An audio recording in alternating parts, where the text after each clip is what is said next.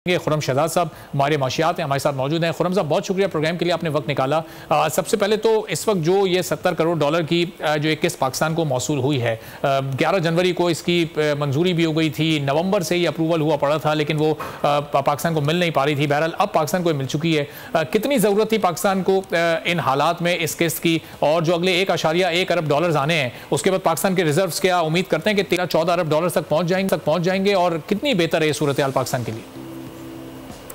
जी अस्सलाम वालेकुम, बहुत शुक्रिया मुझे प्रोग्राम में लेने के लिए।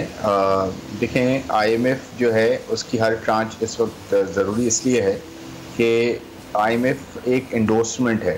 IMF जो है एक तरह से इन हालात में जब आपने अपने आप को सही से मैनेज नहीं किया ओवर द इयर्स, तो आपको IMF प्रोग्राम में जाना पड़ा। और IMF की फिर हर रिव्यू में, यानी कि क्वार्टरली रिव्यूज़ होते हैं कि हर क्वार्टर के एंड पर आपने कुछ कंडीशंस पूरी करनी होती हैं, कुछ आपने जो है उनके साथ जो प्लान किया होता है अपना इकोनॉमिक रिफॉर्म्स एजेंडा, वो आपने अचीव करना होता है, उसके ऑब्जेक्टिव्स होते हैं। तो वो आप जैसे जैसे अचीव करते जाते हैं आपको ट्रांच मिलती जाती है, और वो जब ट्रांच मिलती है और बोर्ड अप्रूव करता है तो आप उस प्रोग्राम में एक्टिव हैं।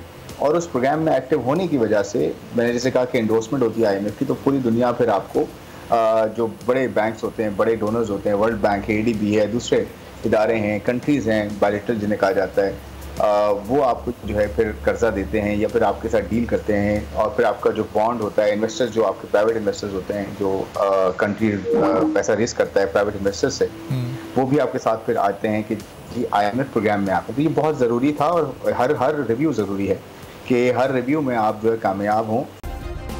सब्सक्राइब करें और बेल दबाएं ताकि कोई खबर रह न जाए।